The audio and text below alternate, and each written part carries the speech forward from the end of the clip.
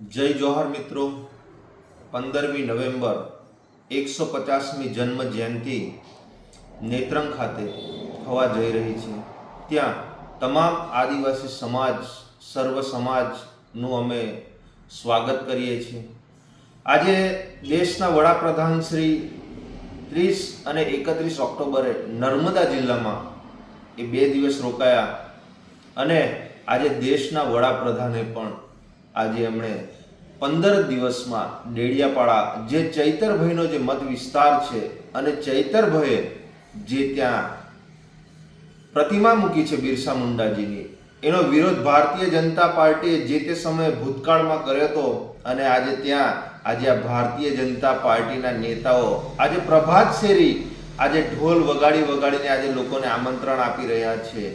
આજે એ ભારતીય જનતા પાર્ટીનો નાનામાં નાનો કાર્યકર્તાથી લઈને આજે દેશના વડાપ્રધાને પણ આજે ચૈતરભાઈની નોંધ લેવી પડી। આજે ચૈતરભાઈ વસાવા એ આદિવાસી સમાજનો એ ટાઈગર છે। આજે ઉમરગામથી અંબાજી હોય કે સમગ્ર ગુજરાતના આજે દરેક સમાજના પ્રશ્નો માટે એ લડત આપે છે। હર હંમેશ રાત દિવસ તમામ સમાજની ચિંતા કરે છે। ત્યારે આજે ભારતીય જનતા પાર્ટીના નેતાઓને ખબર પડી ગઈ છે કે આવનારા દિવસોમાં જે તાલુકા પંચાયત જિલ્લા પંચાયતોની ચૂંટણીઓ આવે છે, નગરપાલિકાની ચૂંટણીઓ આવે છે, એ ઉમરગામથી અંબાજી હોય કે સમગ્ર ગુજરાતની હોય, આ ભારતીય જનતા પાર્ટી જે વર્ષોથી આજે 30 વર્ષથી જેમણે શાસન કર્યું છે એમણે પોતાને ખબર પડી ગઈ છે કે અમે અહીંયા ગાડી ઘરે બેસી રહીશું, લોકોના કામ નહીં કરીએ, લોકોના પ્રશ્નોનું નિરાકરણ નહીં લાવીએ તો ચૈતરભાઈ વસાવાએ આજે ઉમરગામથી અંબાજી અને ગુજરાતના દરેક જિલ્લાઓમાં એમણે પોતાનો પગ પેસારો કરી અને લોકોમાં એમણે જગ્યા બનાવી છે। એ આજે બિરસા મુંડાનું સ્વરૂપ છે।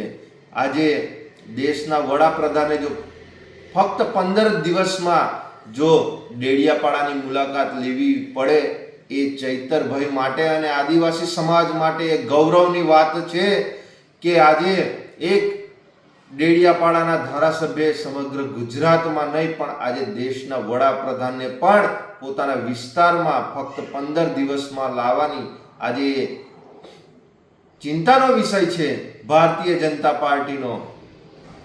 આજે 150મી જન્મ જયંતિ જ્યારે દેશના વડાપ્રધાન અહીંયા ગાડી ઉજવવા આવતા હોય તો એમને પોતે ખબર છે કે ઝારખંડ અને જે રાંચીમાં બિરસા મુંડાજીની એ જન્મભૂમિ છે, ઉમરગામથી અંબાજી ઘણી બધી પ્રતિમાઓ અમારા ટ્રાઇબલ વિસ્તારમાં મૂકી છે, સમગ્ર દેશમાં મૂકી છે, પણ કેમ એમને અહીંયા ગાડી ડેડિયાપાડાની પ્રતિમા જે ચૈતરભાઈ વસાવાએ મૂકી છે ત્યાં ગાડી એમણે આવવું પડ્યું?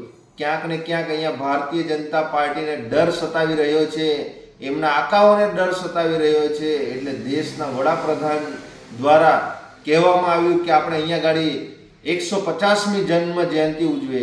તમે અહીંયા 150મી જન્મ જયંતિ ઉજવો, અમને એનો કોઈ વિરોધ નથી, પણ ખરેખર આવનારા દિવસોમાં આદિવાસી સમાજે હવે જાગવાની જરૂર છે કે ચૈતરભાઈ જે બિરસા મુંડાના સ્વરૂપમાં જે આપણાને મળ્યા છે એના સમર્થનમાં અને જે આદિવાસી સમાજ જે કટ્ટર આદિવાસી સમાજના સમર્થનમાં આપણે સૌ બિરસા મુંડાજીની પ્રતિમા જે 150મી જન્મ જયંતિ છે એની ભવ્ય ઉજવણી આપણે નેત્રંગ ખાતે કરવા જઈ રહ્યા છીએ।